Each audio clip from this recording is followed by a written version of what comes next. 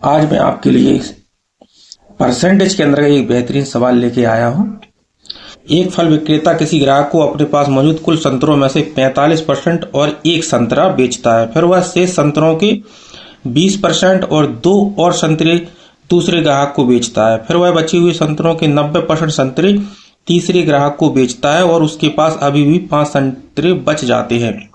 फल विक्रेता के पास आरंभ में कितने संतरे थे? पहले कितने संतरे थे अपन को ये पता करना है। यानी पहले 45% का मतलब हो गया 45/100।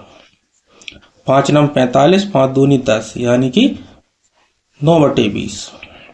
यानी पहले उसके पास 20 संतरे थे, उसने बेचे कितने? 9 और 1 संतरा। ठीक है। फिर उसके पास शेष के 20% का मतलब हो गया 1/5, यानी 5 उसके पास थे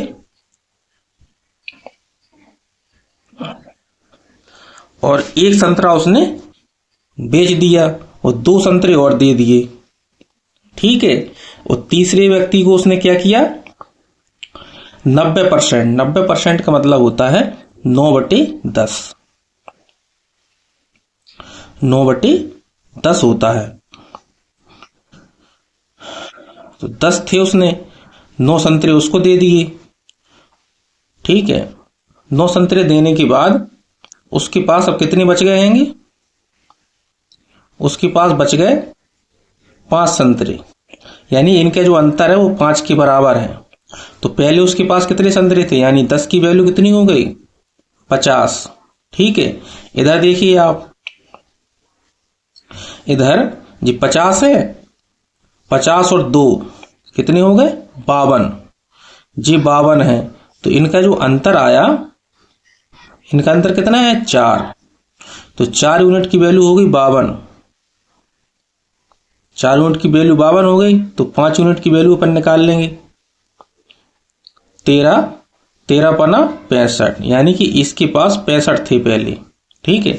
ऐसे इधर आओ तो इधर का 65 प्लस के 66 हो गए। इनका अंतर कितने का है? 11 का। इसका मतलब 11 यूनिट की वैल्यू 66। तो 20 यूनिट की वैल्यू कितनी हो जाएगी? 11 यूनिट की वैल्यू 66, 20 यूनिट की वैल्यू 120। तो पहले उसके पास 120 संतरे थे। इस तरीके से इसको हल कर सकते हैं। और नहीं तो आप ऑप्शन का सहारा लेकर के आप यहीं से टिक कर सकते हैं। 45% का मतलब 9/20। हम ऐसी जो नीचे संख्या लिखी रहती है, जो प्रारंभिक संख्या होती है, मूल संख्या, तो 20 से कटने वाला नंबर उसमें सर्च कर सकते थे, जिसमें सिर्फ 2 ही नंबर है, एक जे। जी 2 ऑप्शन कट जाते।